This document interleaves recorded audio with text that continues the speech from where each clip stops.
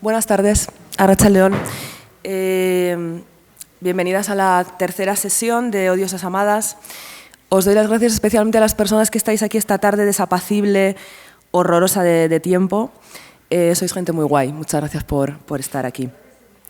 Ya comenté, Sara, bueno, ya te lo he dicho ahora, que voy a aprovechar siempre la presentación para dedicarle unas palabras a alguien, venga o no venga a cuento, seguramente no, hoy un poco más.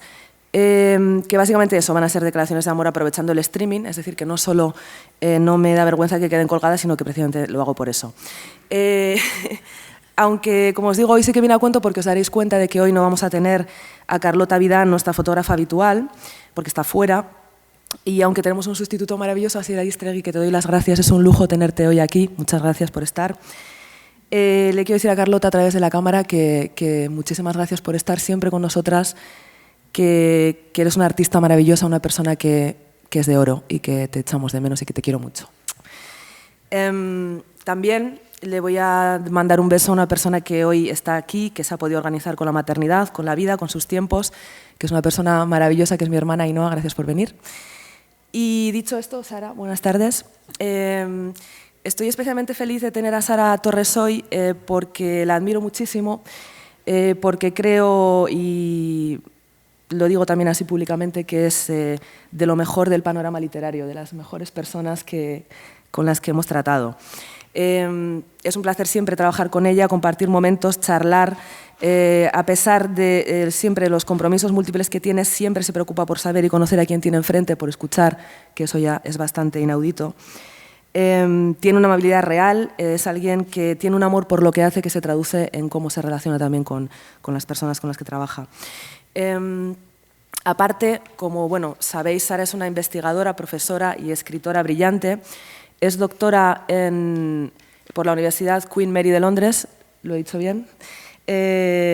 Ahora mismo está becada en Alemania y tenemos la suerte de poderla tener hoy aquí con su investigación en torno a lo que siempre está en su investigación, en su línea de investigación, que es lo afectivo, el deseo, lo corporal. Es alguien que habitualmente imparte cursos y talleres también, que tuvimos la suerte de tenerla en Letraheridas la pasada edición, con un taller maravilloso sobre y en torno a Gloria de Alzandúa o a partir de su obra. Me parece que es alguien que ha venido a iluminar el discurso teórico, a trazar líneas de pensamiento y de reflexión muy necesarias, que parten, como he dicho, del deseo, de las emociones, de los cuerpos, de los márgenes, de lo que sentimos, de cómo lo sentimos, desde qué raíces, entrelazado con una comprensión humanista y con muchísima clarividencia intelectual también, ¿no? En ese sentido, te estás quedando apabullada. Yo creo que el futuro literario, intelectual y emocional y humano, transformado y trascendente, pasa por mí, por Sara Torres y por artistas como ella. Así que hoy es un lujo muy grande tenerla con nosotras, aquí hoy en Pamplona, jueves 3 de marzo, a las 7:07, con unos 8 grados fuera, con un tiempo atroz, pero nos acordaremos de esto porque te hemos escuchado hoy. Yo creo que vais a disfrutar muchísimo escuchándola y yo de verdad te agradezco enormemente que estés aquí, Sara. Te quiero, te queremos y le vamos a dar, por favor, un aplauso muy, muy fuerte. Ay, bueno, perdón. Perdón, bueno, no lo he dicho, pero que obviamente creo que conocéis no, es que no he hablado de tus libros. Bueno, ha sido una presentación para hacernos amigas todas hoy, que es el objetivo, además. Qué desastre. Bueno, sin más, yo creo que sabéis perfectamente que es una poeta maravillosa, que lo más reciente que ha publicado en 2021 es El ritual del baño, pero que también tiene también Fantasmagoria, La otra genealogía, Conjuros y cantos, y que además se va a estrenar en mayo como novelista, y eso es una cosa que estamos muy expectantes porque va a ser también una cita increíble, ¿no? Y nada, ya está. Otro aplauso, por favor.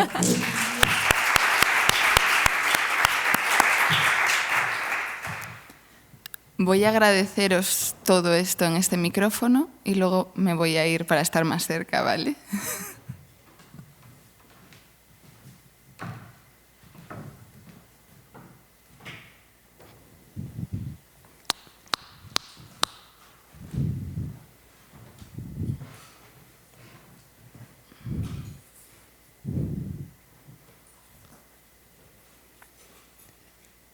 Ella pasó por aquí.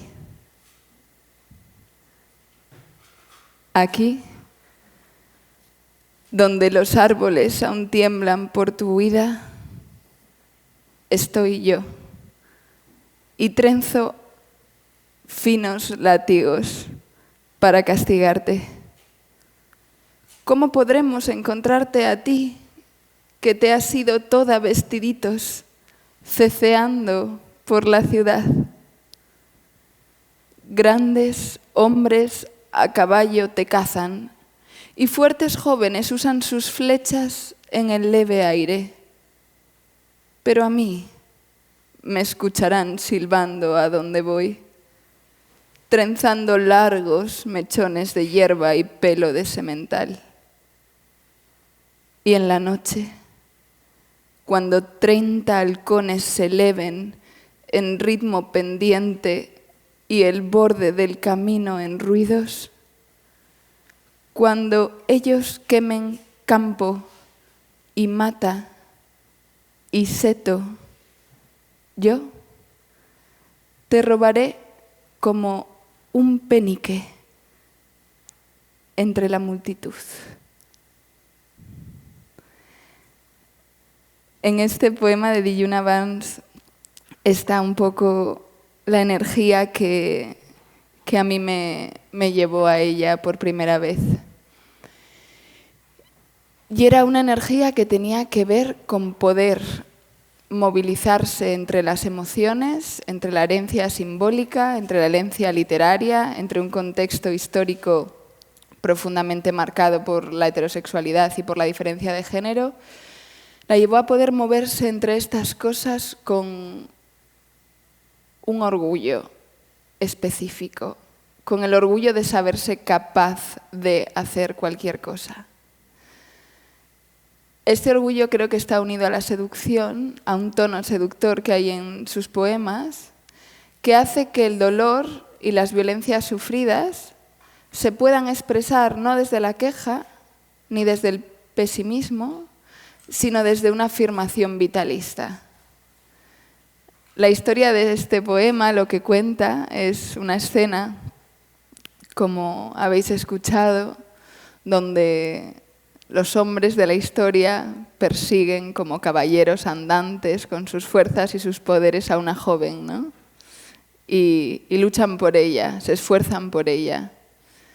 Y la voz poética, el sujeto poético que habla detrás del poema, observa cómo en medio de la multitud esos hombres se pelean por una mujer, mientras ella, silbando, se acerca tranquilamente y pasa a recogerla como un penique entre la multitud, con esta delicadeza.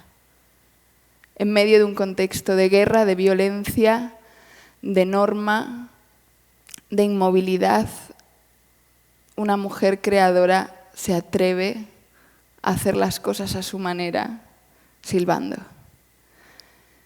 Esa ligereza creo que es una ligereza muy, muy, muy difícil de alcanzar cuando se sufren determinadas violencias. Y es una ligereza que aparecerá no sin conflicto a lo largo de la obra y de la vida de Diyuna Vance. ¿La habéis leído? ¿La conocéis? Es una de esas escritoras un poco posicionadas en un no lugar de la historia literaria. De hecho, ella se hacía llamar a sí misma la escritora desconocida más famosa del mundo.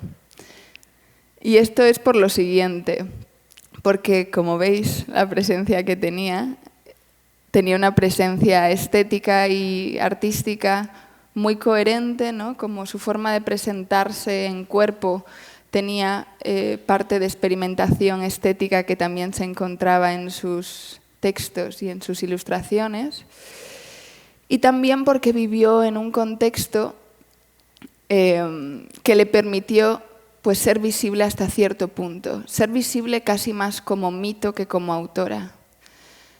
Ella nace en Nueva York, empieza a trabajar de periodista y la mandan a París para cubrir a los expatriados, ¿no? Todo el movimiento de artistas potentísimo que se estaba dando en la ciudad para cubrir sus vidas, sus obras y lo que estaba bullendo por allá. Una vez que llega a París, obviamente llama la atención y empieza a publicar en un montón de periódicos distintos. La suelen coger porque es capaz de ilustrar también sus textos. Es una gran ilustradora y luego veremos que algunos de sus libros aparecen ilustrados por ella con una estética modernista que también es la estética que va a estar utilizando en sus textos poéticos y en sus prosas. Lo que pasa con Djuna Barnes también es que su vida, como os decía, forma parte un poco de esa historia, de esa cara B, de esa historia de la literatura en su reverso, ¿no? Y es una vida que corresponde a un momento donde las mujeres pudieron hacer cosas increíbles a pesar de que, bueno, no era la norma ni lo común, ¿no? No todas las mujeres, sino siempre, sino específicamente mujeres artistas, mujeres que habían heredado grandes fortunas y mujeres que estaban como en el lugar y en el momento indicados. Pudieron jugar a vivir distinto.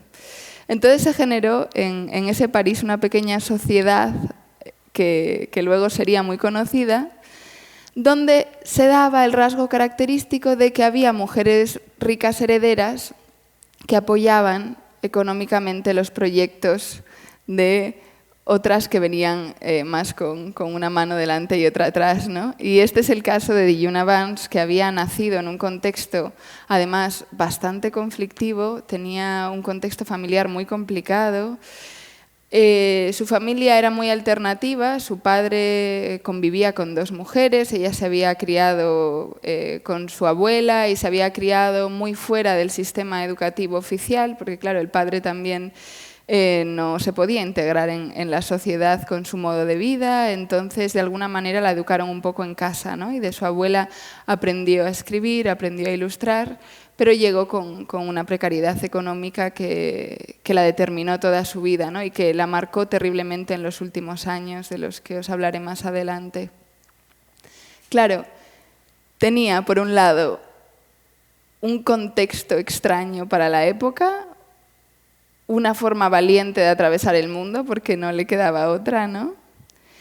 Y muchos dones creativos que habían surgido en un contexto no normativo, por lo tanto, había algo experimental ya en su modo de imaginarse la escritura y el mundo, ¿no? No partía, como muchas hacemos, de la norma para devenir en algo distinto, para transgredirla, sino que ella ya había nacido en un contexto que estaba totalmente desordenado, ¿no? Y curiosamente lo que buscará será durante su vida poner cierto orden y perseguirá cierta necesidad de orden. ¿Por qué este título, ¿no? Entre el bello fetiche y la melancolía? Pues porque la melancolía, ella decía, la perseguía toda su vida como una yegua, ¿no? La melancolía era como un estado de ánimo constante relacionado con el contacto con la falta, con una falta constitutiva. Es decir, el estado melancólico, digamos, que es ese estado que no termina nunca, que nos está esperando al fondo de las demás emociones, que podemos tener días alegres, días apasionados, días de júbilo intensos, pero sabemos que cuando termine el pico, de pronto volveremos a esa bajada melancólica, ¿no? Esas aguas oscuras, ese pozo lento que queda después. Esa melancolía también a veces es motor de la búsqueda. Es decir, como no encontramos una calma estable en nuestro momento de silencio, de parada, nos moviliza también al deseo de buscar algo que nos falta, ¿no?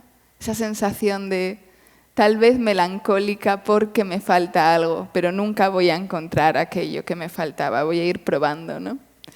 Y entonces, con un perfil melancólico, como el de Djuna Barnes, y creo que como el mío también, hay un peligro, que es un bello peligro, que es la presencia del fetiche como caramelo que calma la amargura, ¿no? De forma intensa, pero concreta y también pasajera. Entonces, cuando os hable de fetiche hoy, me voy a estar refiriendo a esa búsqueda apasionada por la belleza y por momentos donde parece que hay plenitud, donde de pronto todo encaja. La escritura de Yuna Vance está llena de escenarios donde hay un pozo constante de la vida como tristeza, como supervivencia, gestionando el ser y la angustia del ser, ¿no? Cada día ser consciente de que poder gestionar la propia vida es un esfuerzo. Pero ese paisaje melancólico está lleno de escenarios, de escenas, y se interrumpe por momentos de gran pasión y de gran sensación de plenitud. Como de pronto, justo era esto. El fetiche creo que da esta sensación, la sensación temporal de justo era esto lo que yo andaba buscando. Este tipo de fetiche también tiene un rol muy particular en los enamoramientos, ¿no? Que de pronto vemos en algo o en alguien la representación de lo que nos falta. Lo que os voy a seguir contando tiene que ver también con el gran amor de la vida de Yuna Vance, que fue Thelma Wood, y digamos que fue esa otra que se cruzó en su camino y de pronto le hizo pensar que justo eso era lo que faltaba en su vida y que si lograba tener un equilibrio con ella, si lograba que ella se quedase, quizás la melancolía se iría para siempre, ¿no? Generalmente dura más la melancolía que el amor en estos casos. A ella le duró mucho más la melancolía que el amor, porque vivió una vida muy particular de extremos. Después de haber llegado a París, de tener este círculo de mujeres a su alrededor que la apoyó completamente en su carrera, porque Natalie Barney fue una de las mujeres grandes herederas que la ayudó durante toda su vida. Les pasaba hasta casi como un sueldo mensual, ¿no? Estas mujeres era como, vale, para que no dejéis de crear, para que siga habiendo creadoras, yo me ocupo de pagaros un sueldo vitalicio para que os organicéis. No, nos falta esto ahora, definitivamente, sí, nos falta. Por eso damos charlas y hablamos demasiado, ¿no? ¿Dónde están las herederas desobedientes? Porque claro, ¿quién puede ser desobediente sino una heredera, ¿no? Una era Natalie Barney y la otra era Peggy Guggenheim. Peggy Guggenheim pasaría dinero a Yuna Vance toda su vida, la ayudaría a sobrevivir completamente y a mucha más gente seguro, ¿no? Que conocéis su gran labor curatorial. Entonces vamos a dar un pequeño recorrido, así que va a ser lamentablemente superficial, entre algunas de las cosas que más me ha capturado en la obra de Yuna. Lo que veis aquí es una captura de las ilustraciones originales que hizo para un libro muy extraño, que se llama El Almanaque de las Mujeres, publicado en 1928. El Almanaque de las Mujeres es un libro que en realidad no se hizo para compartirlo con nosotras. Es un libro un poco nicho, sectario, ¿no? Es un libro que este grupo de mujeres que se reunían en torno a Natalie Barney, bueno, pues atesoraron como una especie de obra relativa a la historia de ese grupo, ¿no? Natalie Barney organizaba salones literarios donde invitaba a creadoras ilustres y tenía actrices y lo preparaba todo para que fuese el escenario parte del contenido, ¿no? Y Natalie Barney también era conocida porque iba a los baños de los museos a cazar señoritas, decían. Esto es, supongo que una broma, pero se dice de Natalie Barney que siempre estaba acompañada, ¿no? Y que estaba siempre atenta buscando como mujeres con talento para rodearse de ellas. Entonces se generó una serie de mitos en torno a este personaje. Natalie Barney también escribía, pero le importaba más proteger a artistas que crear ella. Y este libro, El almanaque de las mujeres, lo escribió Diyuna Vance un poco como homenaje a su labor. Pero no es un homenaje así como ampuloso, que intenta hacerle un reconocimiento no crítico, no, es bastante irónico. Porque va contando la historia de este personaje que tenemos aquí, de Evangeline Musset, que es Natalie Barney, va contando su historia como si fuese al mismo tiempo una diosa y un monstruo muy deseable, ¿no? Una mujer con mucho poder, una mujer muy voraz y que a partir de su poder y su voracidad daba lugar a muchos nacimientos, ¿no? Pero no la trataba como una autoridad, es decir, no era como la que paga y entonces le hacemos la pelota. Digamos que se establece también el relato de su vida como algo muy irónico y muy bien jugado, lo cual nos dice bastante de cómo las jerarquías también se organizaban en este grupo de mujeres, ¿no? Que no necesariamente la que más dinero tenía era la intocable, aunque se reconociese su función. En inglés es súper difícil de entender este libro porque además está escrito como a modo de calendario medieval. Tiene un tipo de vocabulario muy nicho, porque son términos que conocían las mujeres entre ellas de ese grupo y que tenían sentido para ellas, pero para muchos lectores no. Pero yo creo que ha sobrevivido por una cosa fundamental, que es que muestra una historia inaudita, ¿no? Una historia que quizás ahora podemos volver a contar, pero que durante muchos años no había referencias de este estilo, ¿no? Yo cuando a los 16 años empecé a leer a Cristina Peri Rossi, era la primera escritora lesbiana a la que había leído. Y a la siguiente que encontré creo que fue a Susan Sontag, que no necesariamente exploraba el tema directamente, sino que utilizaba muchas veces esta estrategia de utilizar un yo masculino para posicionarme, ¿no?, en la historia, en el otro lado, ¿no?, para poder desear, para poder mirar. Y la siguiente que encontré fue a Diyuna Vance, que me imagino que la conocería sobre los 21 años en la universidad. Claro, cuando de pronto vi el trabajo que ya estaban haciendo esta comunidad de mujeres en esta época, no me lo podía creer porque no encontraba referencias contemporáneas.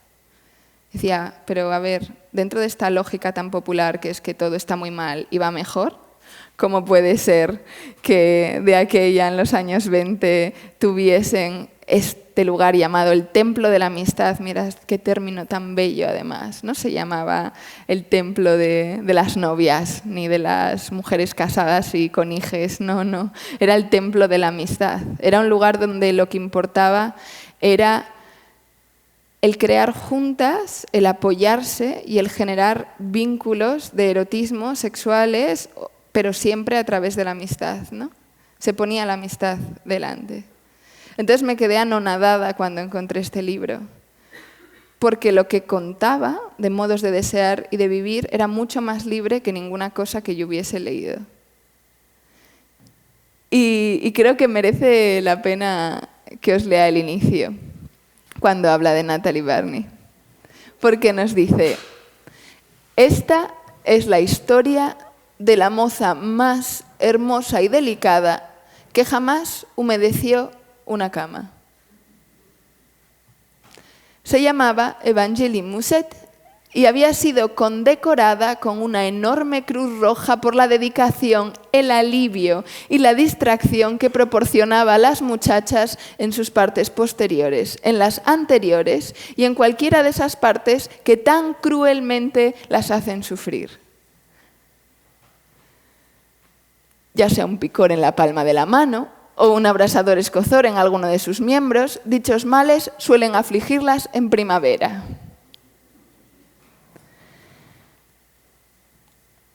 Cuando se hablaba antes del orgullo y la ligereza, el orgullo y la ligereza son las que permiten a veces hacer una crítica profunda con seguridad y talento. Cuando estamos totalmente paralizadas por la violencia que hemos sufrido, o por los daños, o por los silencios, no podemos ser irónicas. Y Diyuna vivió una vida muy complicada, de hecho se escribe que fue abusada sexualmente, quizás incluso por su padre, algunos teóricos dicen esto. Entonces, ¿De qué forma nos podemos distanciar, ¿no?, de la opresión, de la violencia o del lugar que nos ha dado la sociedad o una estructura determinada, hasta el punto de ser capaces de jugar siendo completamente sólidas también en nuestra ironía y en nuestra crítica, ¿no? Claro, esta figura, la figura de esta gran dama, ¿no?, de esta moza, la más hermosa y delicada que jamás humedeció una cama, es una figura que aparece como representación de Natalie Barney, pero también dentro de la historia de esta otra literatura no contada, oscurecida. Es un mito fundamental, aparece como un mito fundacional, ¿no? Imaginarse que existió alguien que vivió de esa manera, que se lo pudo permitir, ¿no? De modo que estas mujeres eran conscientes de que no solamente tenían que ser artesanas que creasen obra, sino que tenían que ser también escritoras con sus propias vidas, que generasen pistas para lectoras futuras y para mujeres futuras que fuesen la prueba de que es posible vivir de determinado modo. De hecho, se dice que vendían estos libros en la orilla del Sena, que salieron todas estas mujeres, algunas eran pintoras, algunas eran fotógrafas, salió la propia Natalie Barney a vender los libritos cerca del río, ¿no? O sea, compartir ese lenguaje secreto y hacer de la provocación también una resistencia política. Una provocación que es seducción, ¿no? Como ese penique entre la multitud, ¿no? No hace falta doler para desear. Aunque el contexto sea complicado, todavía es posible una seducción que haga que la transformación de las conciencias ocurra a través del deseo, ¿no? Muchas mujeres se atrevieron a vivir de una manera determinada porque desearon a otras mujeres que vivían de esa forma antes. Y el deseo es transformador. Entonces, esta semilla tan potente del deseo en los textos de Djuna Barnes es uno de los aspectos que a mí más me tocó personalmente. Y que también me dio valentía para escribir de una forma determinada y no de otra, ¿no? Yo también escribía en un yo masculino al principio. Y escribía a través de las historias que los hombres habían contado de las mujeres. Pero yo no quería amar a las mujeres a través de esas historias. Quería amarlas a través de otras, ¿no? Y para que ocurra la diferencia, tiene que ocurrir también una separación. En este caso, ese aspecto cerrado, ¿no?, del templo de la amistad, donde solo estaban mujeres, etcétera, etcétera, tenía esta parte un poco sectaria de separarnos de la norma, del mundo normal, para poder permitir que la realidad derive hacia otros lugares, ¿no? Es un poco como permitirnos experimentar porque nadie nos mira juzgándonos. Cuando notamos la presión de un círculo social o de una sociedad determinada o de unos objetivos o de una competición profesional determinada, es muy difícil experimentar o ser creativas porque pesa demasiado la mirada del otro, ¿no? Somos sociales y deseamos ser deseados todos hasta cierto punto, deseamos complacer, ¿no? Entonces, si me junto solo con aquellas a las que sé que complace lo que hago, de pronto lo que estoy haciendo puede llegar a otro lugar. Entonces, igual que se recibe mucha crítica muchas veces por estas cosas separatistas de aislarse, hacer cada uno lo suyo y no querer como mirar hacia afuera, ¿no? No querer integrarte en la sociedad, creo que tiene una parte muy potente y muy necesaria y que luego nos comparte la libertad, esa libertad que se aprende.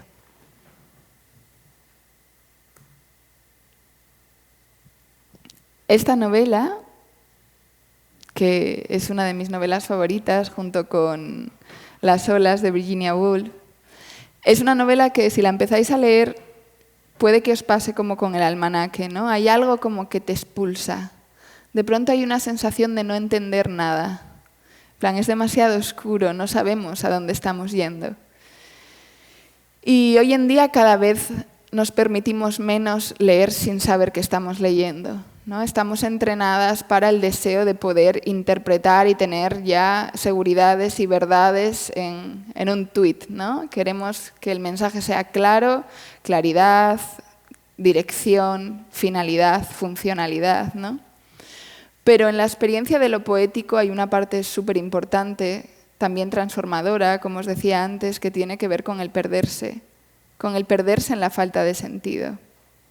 Yo no sé si recordáis, yo recuerdo muy bien cuando era pequeña y empecé a leer novelas que eran como de adultos, no conocía la mayor parte del vocabulario de esos libros y por lo tanto muchas veces estaban páginas y páginas sintiendo que no tenía ni idea qué estaba ocurriendo allá. Como reconocía que había personas en una situación que llevaba a algún lugar, pero no tenía ni idea. O incluso en descripciones de escenas sexuales donde no tenían ni idea de qué hacían esos cuerpos, ni para qué era, ni nada.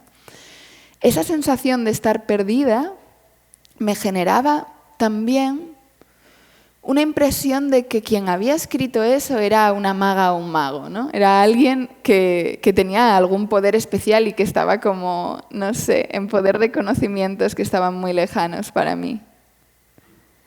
Claro, eso es como el asombro que acompaña la experiencia del misterio, ¿no? Hay algo misterioso en este libro. Quizás, si sigo leyendo o si vuelvo atrás y busco pistas, entienda la clave del misterio. Cuando estamos perdidas y buscamos la clave del misterio, aprendemos nuevos lenguajes. Y eso es fundamental para la escritura y para la creatividad. Y es lo que pasa en los textos de Djuna Vance. Obviamente por la distancia temporal, contextual, también por las traducciones y por la distancia que generan las traducciones. Pero no solamente por eso, sino porque la apuesta poética pasa por perderse para encontrarse de pronto en un momento llameante, ¿no? Como en ese golpe de luz, donde algo tiene sentido. Y tiene sentido de una forma muy específica que no se parece nada al sentido de las ideologías y los mensajes totalitarios, que no se parece en nada al sentido de verdad que tiene el lema de turno, el tuit de turno, la posición políticamente correcta, sino que tiene un sentido como existencial que pasa por el cuerpo. Hay un reconocimiento. Tú vas a través de este misterio y de pronto, ¡pum!, la llama de un reconocimiento, ¿no? El bosque de la noche parece que ya con su título hace un poco referencia a esa novela Bosque, ¿no? Una novela de corte poético donde atraviesas conversaciones y personajes en la noche de París y vas poco a poco enterándote de qué está ocurriendo. Lo que ocurre es muy sencillo en realidad. Es la historia de una mujer enamorada que vive con su amante y de un amante que por las noches se escapa, porque no puede evitar vivir más de lo que vive con ella. Es la historia de dos personas que se han amado mucho, que se aman, pero que tienen temperamentos y naturalezas distintas. Y aunque son felices juntas, el cuerpo de una no es capaz de estar quieto. No es capaz de vivir solamente una vida.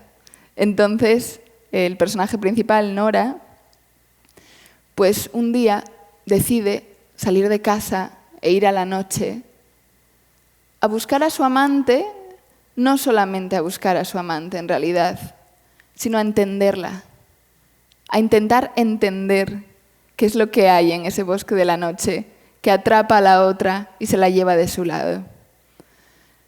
La novela se construye en una conversación que tiene Nora con un personaje muy peculiar, un doctor que hace operaciones de ginecología ilegales, que utiliza el género femenino, que se enamora, que también va por los bares más oscuros de París, un personaje estable de la noche al que Nora le pregunta esta pregunta fundamental en el libro que es Centinela, ¿qué me puedes contar de la noche?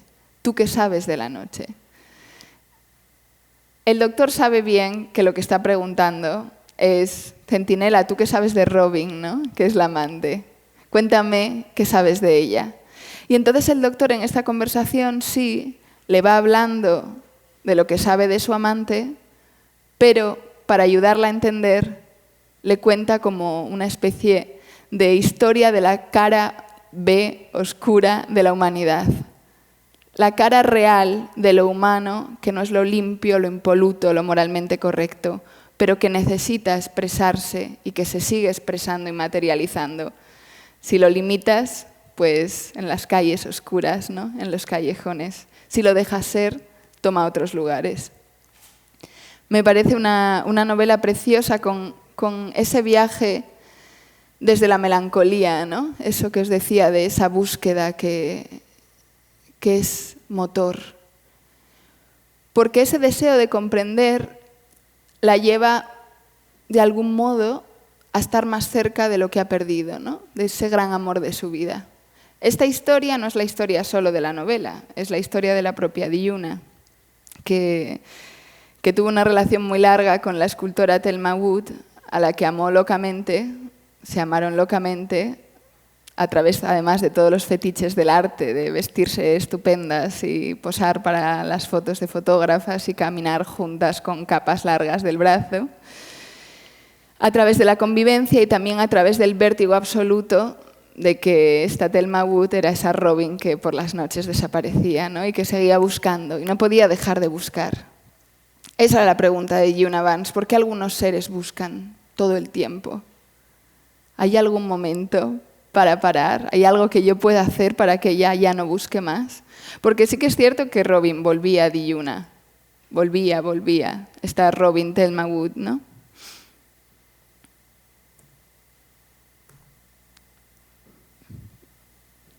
Aquí las tenemos a la derecha. Apostaría que es un gato, ¿no? Lo que hay ahí, no un perro. Y Thelma Wood a la izquierda. La describieron mucho en algunos textos a Thelma Wood porque tenía una presencia muy especial, tenía como algo que definían como andrógino y que te capturaba como desde los dos géneros, ¿no? Como tenía el encanto de los dos géneros en un solo cuerpo. Había algo especialmente seductor en ella. Y también esa construcción de la vida como experiencia estética, inagotable, y ese hambre, ¿no? Como esa voracidad inagotable. Claro que de su obra sí que no tenemos demasiado. Sabemos que fue escultora, tenemos alguna imagen de alguna obra, pero creo que su obra debió ser más su vida que otra cosa. Y es un campo experimental muy lícito la vida. Creo que se tiene poco en consideración a los artistas de la vida, que son muy importantes, sobre todo para que esté yo toda fetichista hoy contándoos esta historia.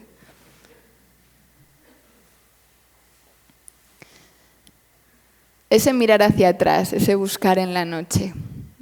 Estas son dos citas de la novela.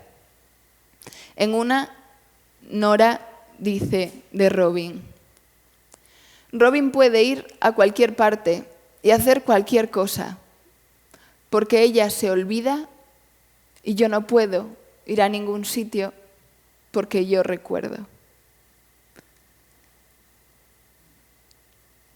Me acompaña mucho a lo largo de mi trabajo y de mi vida esta cita por lo siguiente, porque muy a menudo he tenido que trabajar con estas memorias que interrumpen la posibilidad de vivir, ¿no? Es decir, me acuerdo tanto de las cosas que no puedo vivir cosas nuevas. Es decir, me pesan tanto las historias que he vivido que no tengo espacio para vivir verdaderamente. Y esta novela al final captura increíble ese estado de enamoramiento que te hace estar en bucle constante, en adhesión constante al fetiche de una historia que da sentido a tu vida y que no te permite relacionarte de formas distintas. Claro, combinas esto con la estupefacción de ver que la otra parte de la historia sí es capaz de vivir, ¿no? Entonces siempre la enamorada tiene esta pregunta: ¿cómo puede ser que la otra viva al margen de esta angustia si a mí la angustia no me deja relacionarme, ¿no? Aunque igual la otra persona te ame y veas que te ama, pero no conseguimos comprender cómo puede ser que la otra persona se enganche a las cosas del mundo, ¿no? Y creo que lo explica perfectamente. ¿Por qué Thelma se va a la noche y luego vuelve tan pichi, ¿no? Como se dice. Porque es capaz de olvidarse durante cierto tiempo de que Diyuna existe. Sin embargo, Diyuna no puede olvidarse ningún segundo de la existencia de la otra, lo cual podríamos decir que también se traduce en que no puede dejar de pensar su vida a través del vínculo con la otra. Retomamos la melancolía como estado continuo, esa sensación de falta de pronto se completa con el fetiche de una otra, pero en este tipo de estructura psíquica, si la otra cae, ¿dónde estamos de nuevo? En el pozo melancólico, pero además acompañado de una angustia, ¿no? Nueva, la angustia de una pérdida que parece que se acaba de dar, que está siempre joven, que está reciente en la boca, ¿no? Para el perfil de Diyuna, imaginaos lo que es estar cada noche perdiendo a lo que da sentido, ¿no? Os podéis imaginar el bucle en el que debía vivir esta mujer.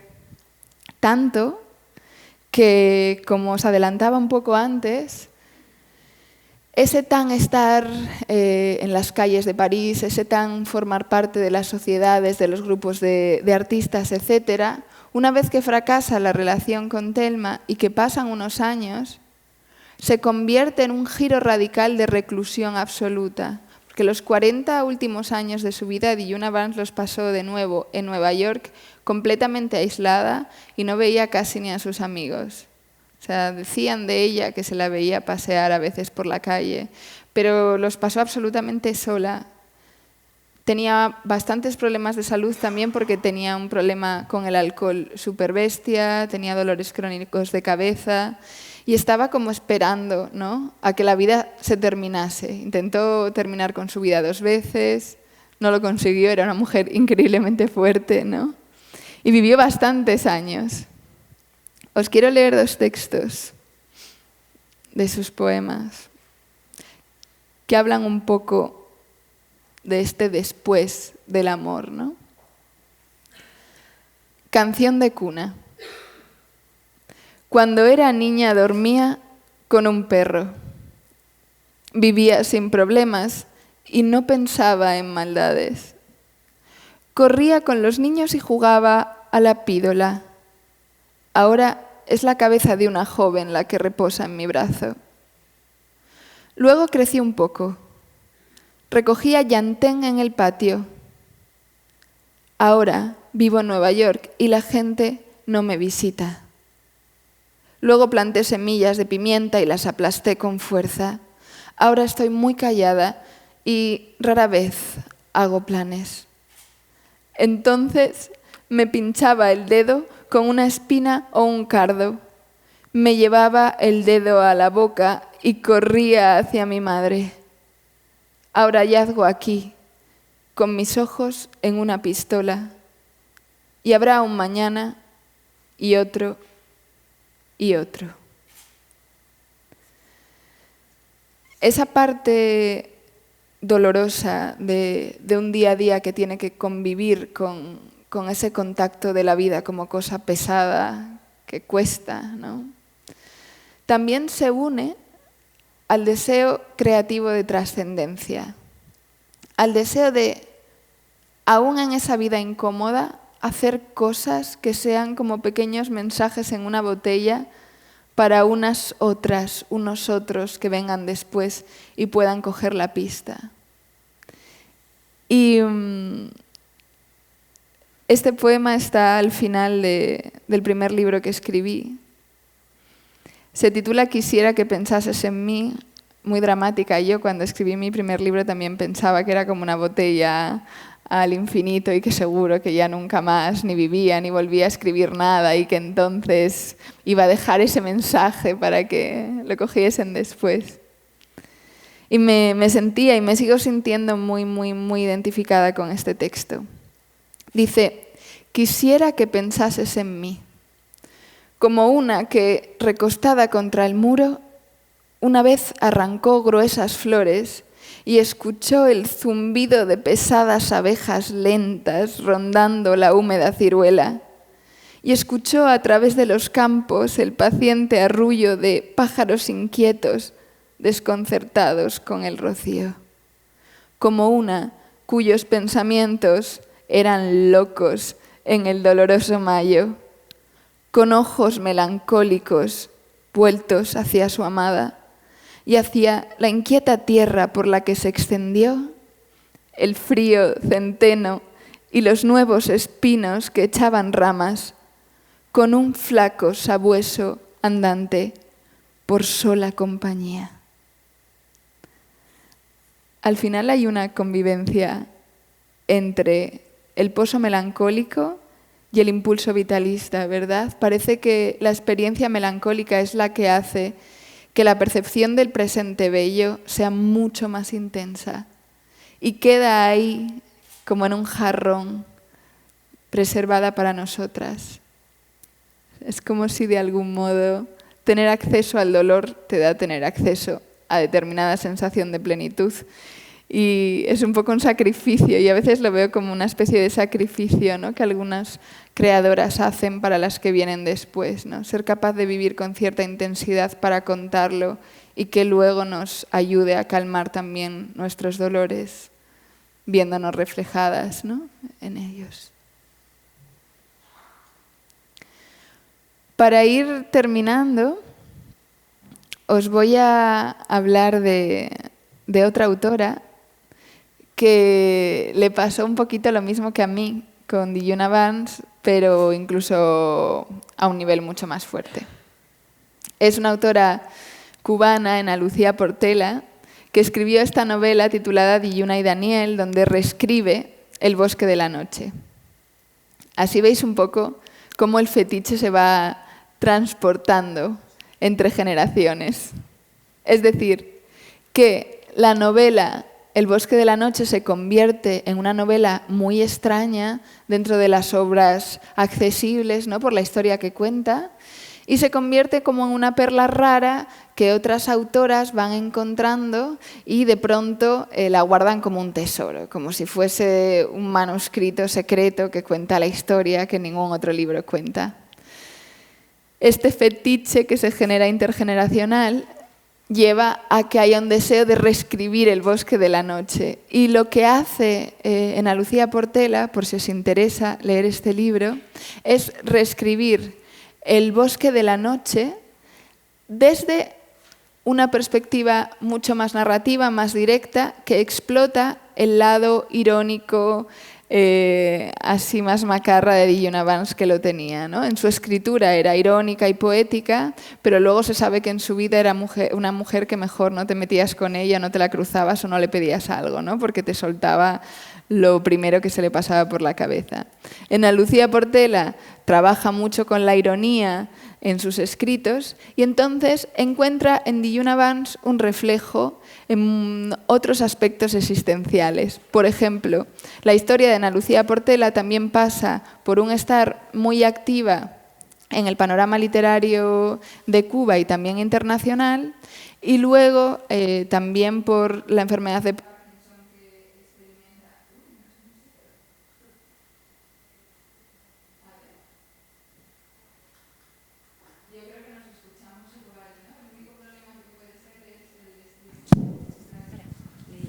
Vale, creemos que se acabó la batería. Un segundito.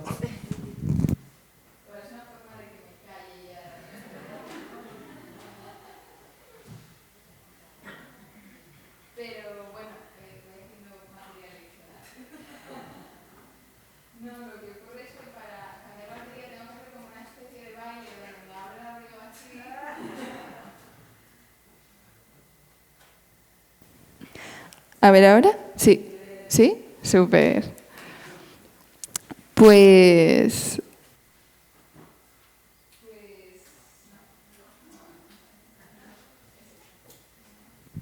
mira, esto se convierte en collar y ahora canto. Ya está.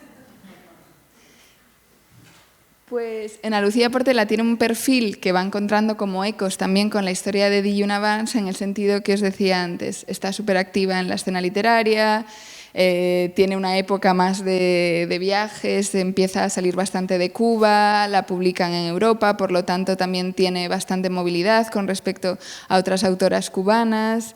Y luego llega un momento que también vinculado a eventos de su vida, como la enfermedad y la muerte de su madre y su propia experiencia con el Parkinson, que bueno, pues va más o menos alejándose un poco de la escena pública y va buscando testimonios de otras autoras que siguieron viviendo y escribiendo y resistiendo, pero desde su casa. Y justo con Dilluna Vance encuentra este ejemplo. Lo bonito es que Ana Lucía Portela, cuando habla de Dilluna, no se centra en la autora que siempre vemos, la Dilluna de las fotos, joven, guapísima, vestida no sé dónde para una sesión de fotos, etcétera, sino que le interesa explorar todos esos años de vida y de creación que tuvo Dilluna después del apogeo de la estética, las cámaras y el interés por este personaje, ¿no? Entonces, os lo recomiendo muchísimo como complemento al Bosque de la Noche. Esto de la otra genealogía, lo que nosotras sabemos es un misterio. Hace referencia al hecho de que eso, se nos acusa muchas veces de oscuras, ¿no? Por tener otros referentes. Es decir, es cierto que algunas escritoras que vamos como citando escrituras después de Safo, que son bastante minoritarias y que no son tan claras, etcétera, al final vas desarrollando tu propio imaginario y tus términos y tus guiños y tus cosas que están, como decíamos antes, un poco en un templo al margen del mundo, pero en el mundo. Entonces, parece que muchas veces no se hace el esfuerzo de adentrarse en el misterio de estas escrituras porque a priori resultan extrañas, ¿no? Pero tienen un código propio y están en conversación entre ellas. Esta es la clave, ¿no? Si de pronto estoy leyendo El Bosque de la Noche y leo a Ana Lucía, me va a ser mucho más sencillo conectar.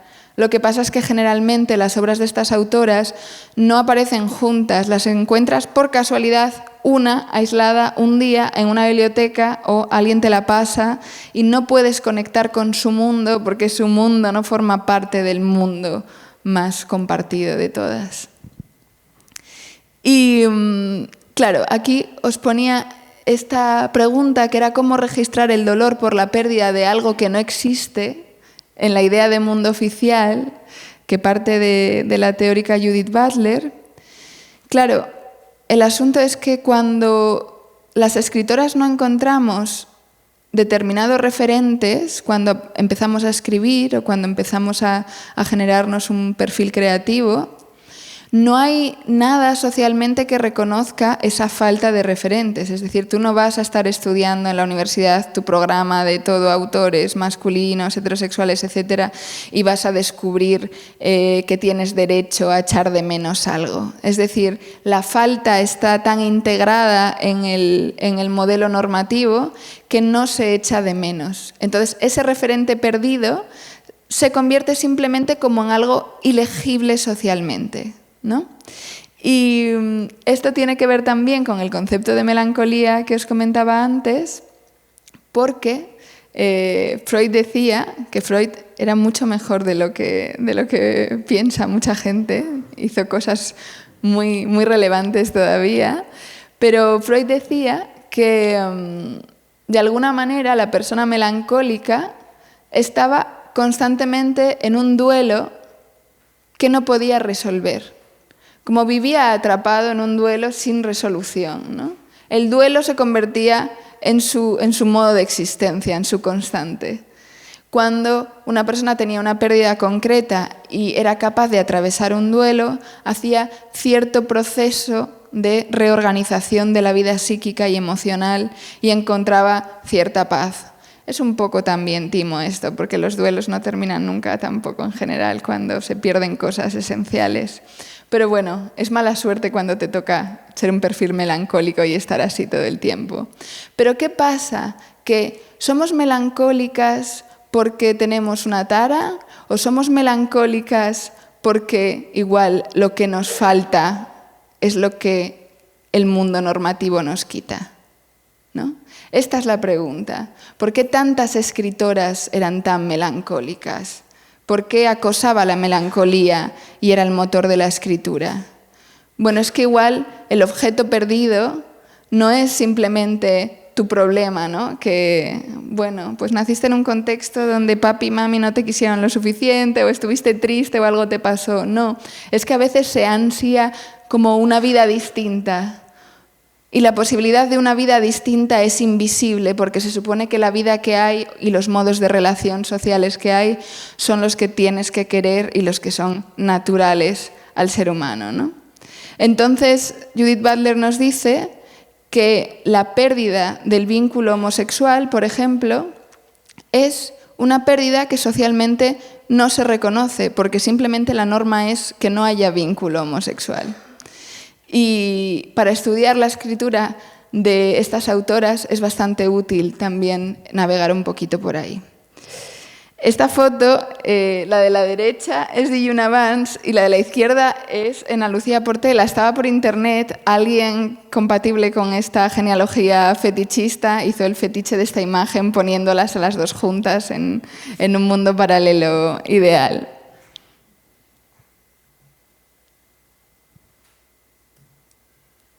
Voy a leeros esto para terminar. Esta ya es una Juna Vance superviviente, sobreviviente a través de todo tipo de vicisitudes, como perseverando en la vida, ¿no?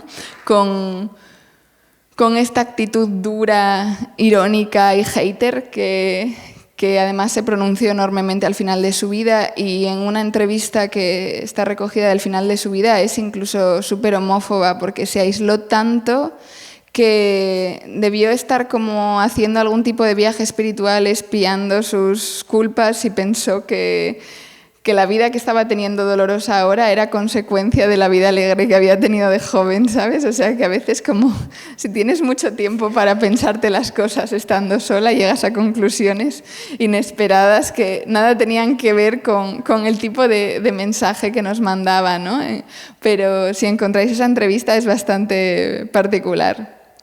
Entonces, Ana Lucía Portela se centra en esta Juna, en la que ya no es tan trendy ni tan guay, y le interesa la vida que persevera ahí, ¿no? Y el talento y el deseo también, en el fondo, de vivir, aunque sea con esa cosa cascarrabias y agotada, cansadísima ya de tener que aguantar. Y nos dice la novela de Juna y Daniel: pese a los innumerables fracasos, pérdidas y vicisitudes, aún parece joven y hermosa, pero no, nada de ocultamientos. Por el contrario, Miss Vance se vanagloria de su edad, o sea, de su resistencia, porque haber llegado hasta aquí es para ella todo un logro, una verdadera hazaña. El mismo día del cumpleaños, que festejó a solas con una botella de Gordon's Gin, consideró muy en serio la posibilidad de ir a retratarse en pose napoleónica junto al Arco de Triunfo de l'Étoile. Y es que el trayecto ha sido tan difícil, tan arduo, tan complicado. Solo de pensarlo, ella siente una fatiga enorme. Si supiera que para morirse aún le faltan otros 45 años, le daría pánico. La retrata justo en ese momento donde Juna Vance ya lo da todo por finiquitado y dice, suerte tenemos que no sabemos lo que aún nos queda por vivir, ¿no? Pero, como veis, hay una forma de navegar el dolor y la violencia que no renuncia a la vida y que, sobre todo, no sigue infringiendo en una misma la violencia que hacen otros en una, ¿no? Sino que tiene una especie de resistencia inevitable que se puede construir a través del deseo, como en esa primera etapa de Juna Vance, que se construía a través del deseo, del fetiche, la belleza, o luego en esta otra larga final etapa, a través de un orgullo que es propio de un carácter único, ¿no? y por eso, bueno, os quería invitar a leerla y a daros pistas para navegar ese oscuro bosque de la noche que si no se hace complicado de navegar al principio. Muchas gracias.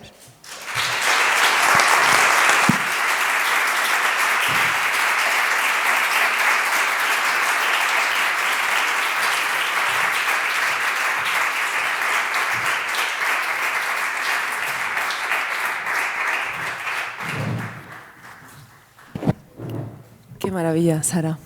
Qué maravilla. Intensito como la Barnes, ¿no?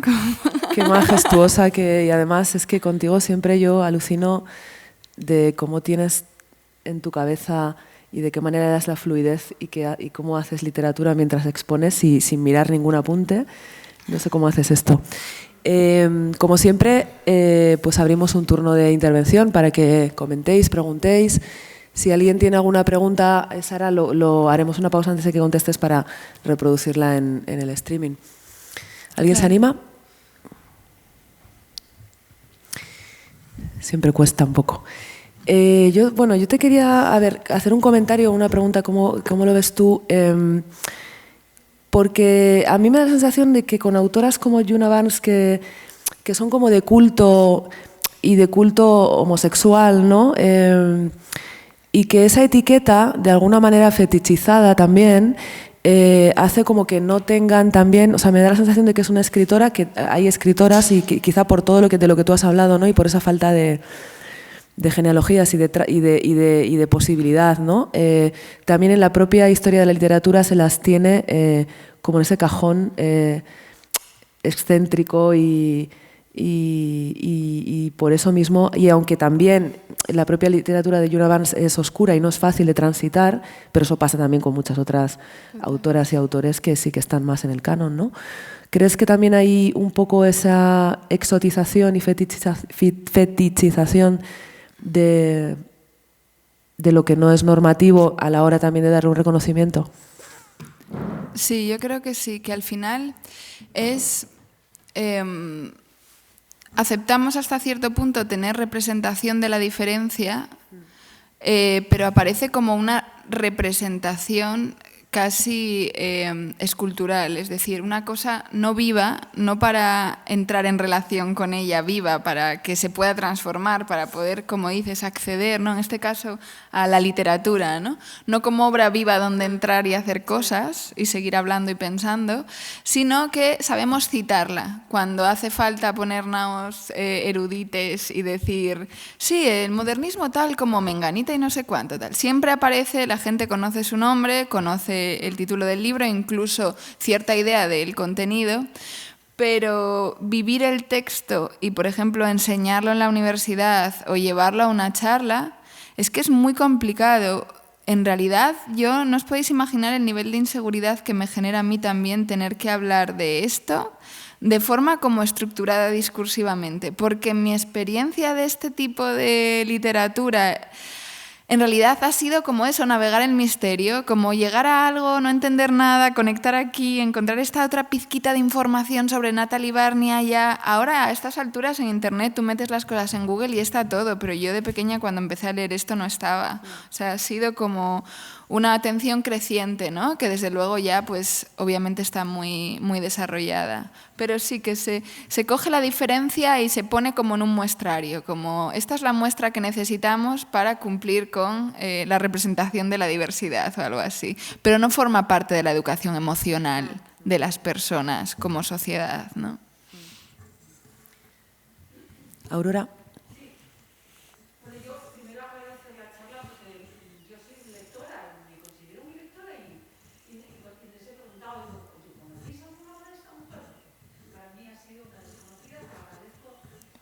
Gracias. Y quería preguntarte, en estos últimos años donde ella está sola, con el living, todo esto que planteas, en esa oscuridad en la que se mete y en esa soledad, ella escribe mucho, publica mucho, porque para mí de verdad que ha sido una desconocimiento, lo digo que ignorancia Sí. que vaya por delante. Me interesa Sí. Sí. dónde se iba ella o si se Sí. Sí, pues en realidad al principio se pensaba que no había escrito casi nada en los últimos años.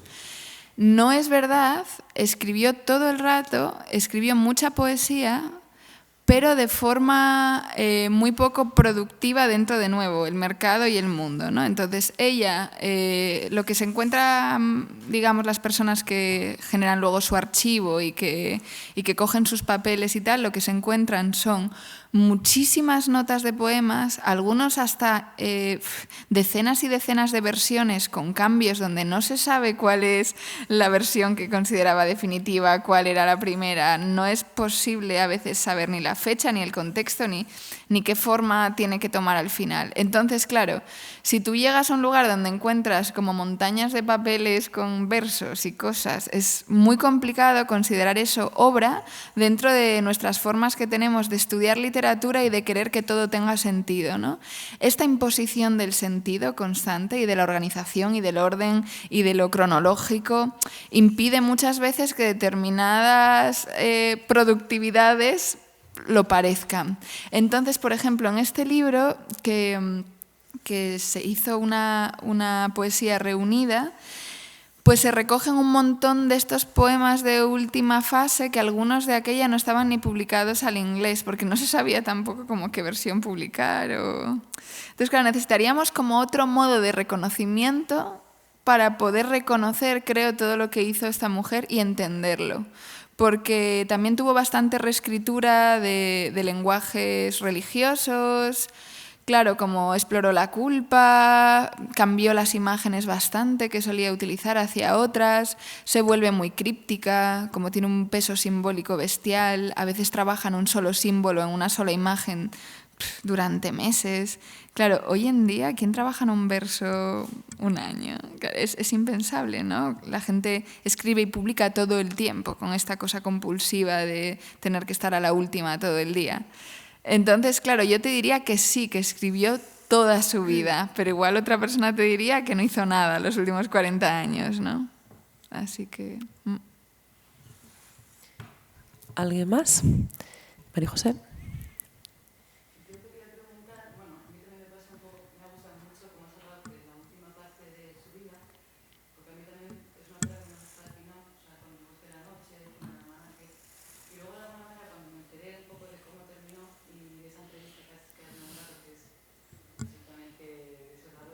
Sí. Me un poco mito y fue como, o sea, me dio un poquillo de rabia porque de ser un personaje que había visto como revolucionario, de pronto verla negar su homosexualidad me dio bastante rabia. Entonces, cuando descubriste tú, ¿qué te pasó? Total, es súper interesante lo que dices, porque, claro, que tú y yo lleguemos a una entrevista con una autora y se nos parta el corazón, es también un signo de que solo conocemos a una o dos, ¿sabes? O sea, que una autora niegue su homosexualidad a los 70 años y sea como la bajonera más grande que nos puede ocurrir en la vida, dice bastante del tipo de fetiche identificatorio, pobrecitas de nosotras, que tenemos con estas mujeres, que son seres vivos que se transforman, que viven vidas, que experimentan, que cambian, que les atraviesa el poder, que les atraviesan las opresiones, las represiones, de todo, ¿no? Pero nosotras necesitamos, de forma fanática casi, que haya perfiles estables, ¿no?, que demuestren que es posible vivir a lo largo de una vida como vivía Diyuna Vance al principio. Lo demandamos con necesidad existencial. Entonces, yo dejé de leerla una temporada también. Me partió el corazón y luego lo reprimí y lo olvidé. Hasta que volví a descubrir la entrevista otra vez y dije, ostras, es verdad. Pero sí, luego cuando la volví a retomar, era como que había reprimido en mi mente esta parte, ¿sabes? Porque no me encajaba bien. Ahora, que tenemos derecho a generar mitos, digamos, disidentes, que no encajen necesariamente con lo que fue la vida material de la persona, Por supuesto, si la mayor parte de los escritores y escritoras y artistas y actores y actrices y personas que están en los cánones públicos son una síntesis mitológica, ¿no? Que representan un tipo de perfil. Yo creo que hay una comunidad que tiene derecho a apropiarse de algunas vidas, ¿no? Que ya no están vivas, para generar como mitos paralelos, y no pasa nada. Y a mí me vale el adiyuna que nos apetece, ¿no?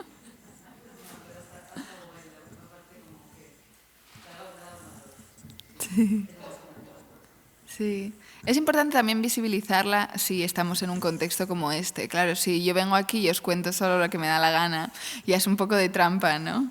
Pero bueno. ¿Algún comentario más? No sé muy bien cómo vamos de tiempo. A mí me ha encantado, no sé si es pregunta o comentario, pero me ha parecido súper interesante la apreciación que has hecho de los estados melancólicos, sobre todo en duelos amorosos, que puedan estar agudizados por la falta de un contexto psíquico y emocional para ello. O sea, me has dado justificación para un montón de mierdas mías de rupturas, gracias.